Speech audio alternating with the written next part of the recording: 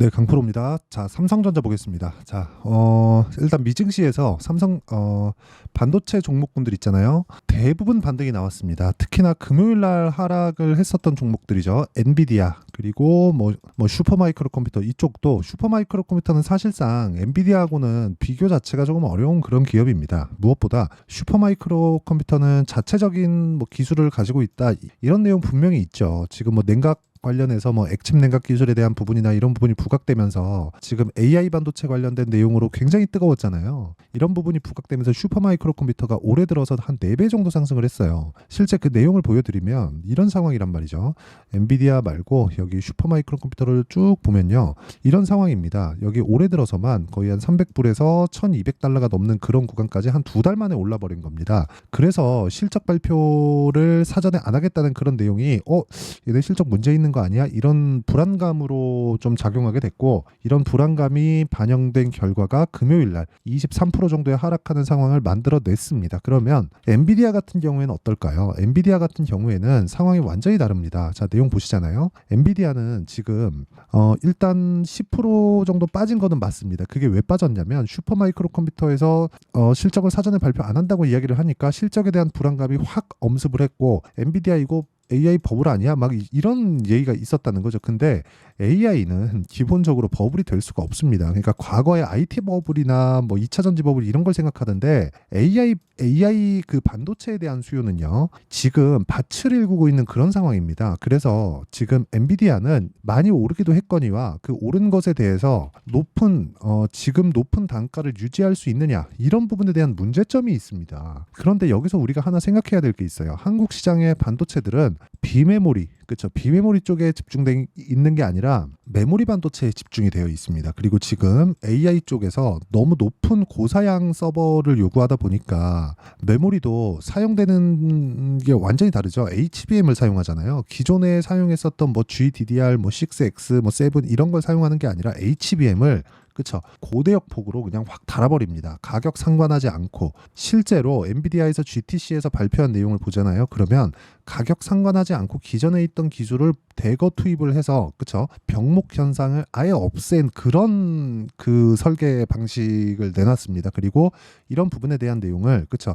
단위당 성능비라고 하는데 단위당 성능비를 높이기 위해서 순행까지 사용하는 그런 부분이 부각되면서 슈퍼마이크로 컴퓨터가 강세를 보였었다는 거고, 이런 부분과는 달리 메모리 쪽에 대한 수요는요. 지금 오히려 엔비디아가 경쟁사를 만나서 경쟁사들이 치고 올라오는 과정이 만약에 생기잖아요. 그러면 엔비디아의 목적인 연착륙에 대한 부분을 달성하는 게 엔비디아의 목적이라면 메모리 반도체 쪽에 대한 부분은 사실상 지금부터가 피크를 칠 수 있는 단계라고 보면 됩니다. 그리고 무엇보다 지금까지 이야기를 드린 건 산업군에 대한 이야기라면 여기서 우리가 하나 더 봐야 되는 게 삼성전자가 지금보다 더 빠지는 상황이 오잖아요. 그럼 환율도 올라가죠. 달러 강해지죠. 물가 올라가죠. 그럼 금리 올라갈 거죠. 11월 달에 대선 있죠. 이거 만들 수 있겠습니까? 없습니다. 그리고 무엇보다 엔비디아를 포함해서 반도체 관련주들도 큰 폭의 조정을 받은 것은 맞고요. 실제로 여기서 우리가 여기 미증시의 움직임을 한번 보잖아요. 그러면 엔비디아도 60일 이평선을 이탈해 있는 그런 상황이고요.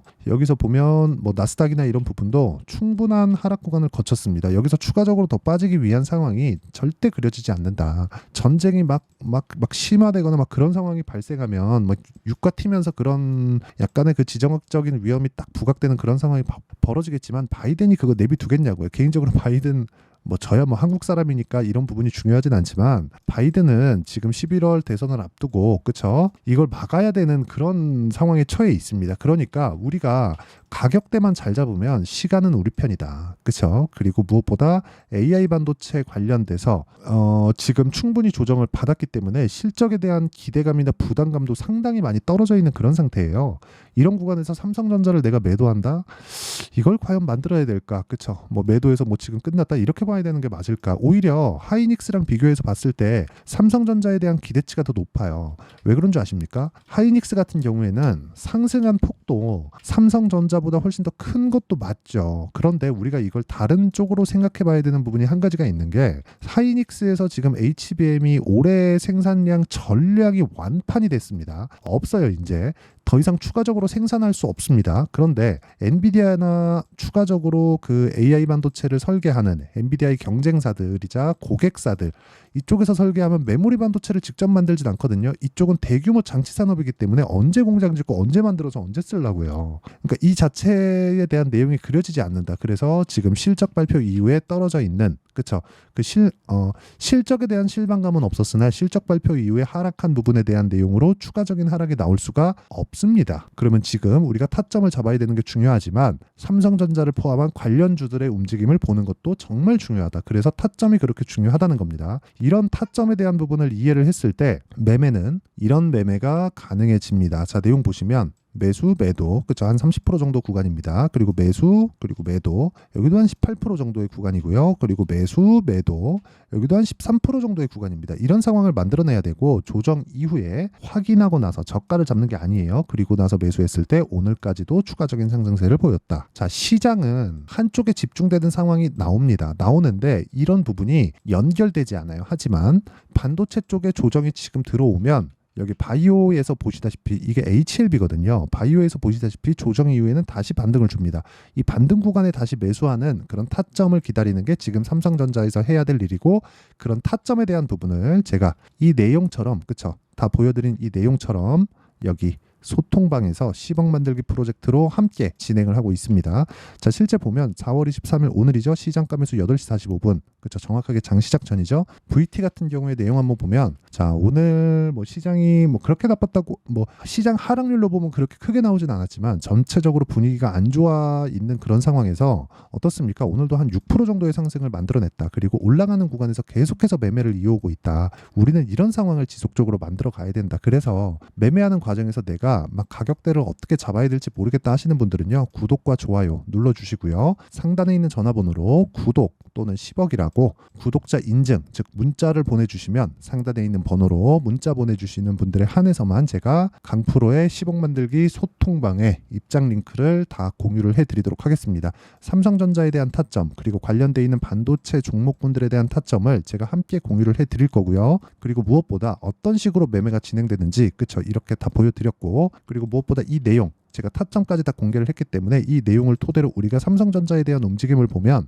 연관돼서 우리가 생각을 해보자고요. 삼성전자가 지금 61평을 이탈해서 굉장히 안 좋은 움직임을 지속적으로 보인다면 어떤 상황이 만들어질까요? 계속 막 빠지고 안 좋고 막 박살나고 작살나고 막 이런 상황이 지속된다고 쳐봅시다. 그러면 환율 올라가면 달러 올라가고 달러 올라가면 금리 올라가고 이런 상황이 된다는 거죠. 이런 상황이 더 이상 만들어지지 않는다. 그러려면 엔비디아도 빠져야 돼요. 그렇죠? 그러면 엔비디아가 빠지는 걸로 인해서 파생되는 게 이 뒤쪽의 일이기 때문에 삼성전자 같은 경우에도 지금 이미 한 10% 이상 조정을 받은 그 상황이라서 뭐 굳이 내가 뭐 여기서 팔아야 되거나 그런 부분을 만들 필요가 전혀 없습니다. 진짜 전혀 없어요. 하지만 관련돼 있는 종목군들이 강한 종목군들 뭐 리노공업, PSK홀딩스 이런 종목군들까지 다 조정 구간에 들어왔기 때문에 삼성전자를 토대로 그런 종목군들의 타점을 잡는 게 정말 중요합니다. 그래서 그 타점을 잡기 위한 방안으로 아까 전에 제가 여기 소통방에서 진행하고 있는 내용들 여긴 전체적인 내용을 다루고요. 그리고 이런 가격들을 잡는 원리를 여기 삼성전자의 가격과 단기 보유 전략으로 제가 함께 진행을 하고 있고 그리고 무엇보다 최근에 반도체 쪽이 너무 안 좋잖아요.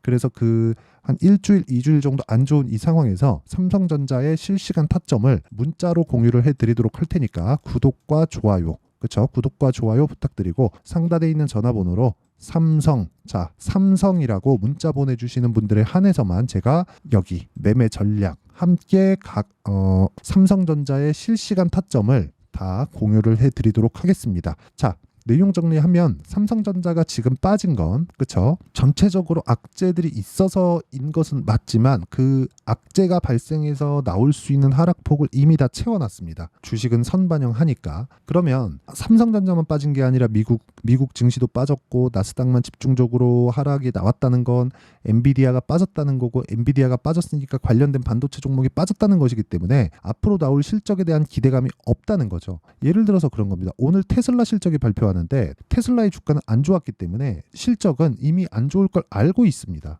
그렇기 때문에 테슬라 실적이 나오고 나서 굉장히 뭐 테슬라가 여기서 또 박살이 나거나 그런 상황이 나오지 않을 가능성이 굉장히 높습니다. 이런 부분을 감안한다면 삼성전자 같은 경우에도 실적이 잘 나오는데 빠졌어요. 그렇다는 건 우리가 여기서 타점을 잡아야 되는 그런 상황을 만들어야 된다는 거고, 타점을 잡은 그 기준치가 되는 거 있죠. 그 기준치가 되는 게 아까 전에 말씀드렸던 가격과 보유 전략이고, 이 내용을 전체적으로는 제가 소통방에서 진행하기 때문에 여기 구독과 좋아요 눌러주시고 상단에 있는 전화번호로 구독 또는 10억이라고 문자 보내주시면 제가 여기 소통방 링크를 공유해 드리고요. 그리고 여기 삼성전자만의 실시간 타점 그리고 매매 전략에 대해서 필요하다 하시는 분들은 구독과 좋아요 눌러주시고 상단에 있는 전화번호로 삼성이라고 문자 보내주시면 됩니다.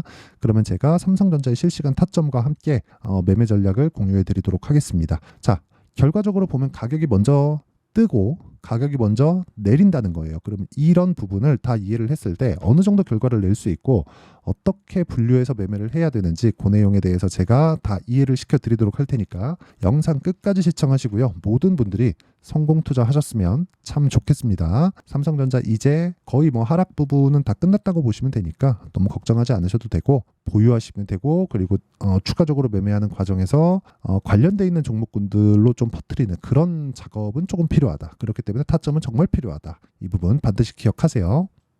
자, 24년도가 돼도 여전히 시장은 녹록지 못합니다. 이런 상황이 벌어지는 건 어쩔 수 없습니다. 이런 상황에서도 수익이 나는 종목들의 구조는 변하지 않습니다. 즉 대시세 종목에 대한 구조는 변하지 않는다는 거고, 실제 제가 소통방에서 지속적으로 이야기를 드리고 있는 내용도 대시세 종목이나 시장 주도주를 공략하는 건 철저하게 가격 분석을 하라고 이야기를 드리고, 가격 분석 이후에는 이슈에 대한 파악, 그리고 이슈를 파악하고 나서는 다시 내가 얼마에 매수할지 그 타점에 대한 부분을 지속적으로 언급을 하고 있습니다. 자, 근데 생각해 보세요. 1월 달에 시장이 굉장히 어려웠습니다. 어려운 상황에서의 어떤 종목들이 강했냐 보면 반도체와 그리고 바이오입니다. 자, 실제 여기 보면요. HLB에 제가 실제 매매한 내용을 띄워놓고 보여드리고 있는데 1월 22일부터 매매를 시작해서 4일 동안 31%의 수익 마감이 됐고요. 그리고 여전히 신고가 종목입니다. 자, 그리고 그 다음 어보브 반도체, 이름을 보시다시피 반도체 종목이죠. 그리고 AI 반도체는 지속적으로 강세를 보이고 있습니다. 이 종목도 신고가를 먼저 달성한 이후에 제가 21%의 단기간에 21%의 큰 수익을 내고 마감이 됐습니다. 다시 재공략을 준비하고 있고, 이런 부분은 소통방에서 다 공유를 해드립니다. 자, 그리고 그 다음 코세스. 자, 코세스 같은 종목도 당연히 그쵸, 신고가 종목이고요. 그리고 반도체 종목입니다. 이 종목도 영업일 기준에서 이틀 동안 대략 한 15%의 수익 마감이 됐습니다. 내용을 한번 보시면 어떻습니까? HLB를 포함해서 30%, 20%, 15% 이런 식의 수익이 지속적으로 발생하고 있는데, 이 세 종목 모두 다 신고가 종목이고 1월 달에 시장이 약세를 보이고 있는 구간에서도 강했었던 그런 종목입니다. 특징점이 하나 있는데 그 이슈에 앞서서 가격이 먼저 반영했다는 거죠. 자, 근데 그게 기업 밸류업 프로그램이라고 하죠. 그 종목들도 마찬가지입니다. 오늘은 그 부분에 대해서 이야기를 드릴 텐데, 그렇게 제가 가격을 먼저 보고 이슈에 대해서 파악하는 이유는 결과적으로는 큰 시세를 먹기 위한 사전 준비 작업입니다. 실제로 큰 시세를 먹기 위해서 사전 준비 작업을 했을 때 여기 레인보우 로보틱스 127% 그리고 ISC 98% 그리고 한미반도체 97%의 큰 수익을 내는 상황을 만들 수 있습니다. 어떤 식으로 소통방에서 진행됐는지 그쵸, 그 상황을 제가 이야기를 드린 건데, 이런 상황도요 당연히 신고가를 공략했을 때 가능한 겁니다. 자, 그러면 이번에도 마찬가지입니다. 그쵸, 정부 주도의 코리아 디스카운트 해소 방안이 2월 달에 발표를 하고요. 그리고 2월 달에 발표된 내용을 토대로 주가가 움직이는 게 아니라 이미 움직인 내용이 있죠. 실제 이 내용은 크게 중요한 게 아니라는 겁니다.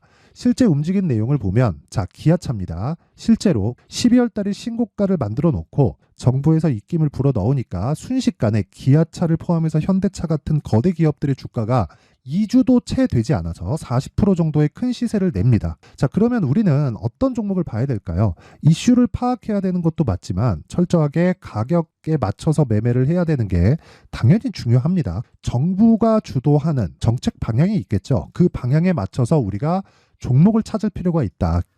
자, 그러면 답이 나왔습니다. 정부가 주도하는 방향에 맞춰서 제2의 기아차를 찾는 게 지금은 중요하다. 근데 정부 정책의 방향에 맞게 가자. 그랬을 때 앞서서 제가 보여드렸었던 내용인 여기 레인보우 로보틱스 127% 그리고 ISC 98% 그리고 한미반도체 97%와 같은 수익을 낼 수 있습니다. 물론 시간에 대한 부분은 최소 2주의 시간이 필요하고요. 그리고 최장 3개월 안에 끝내야 됩니다.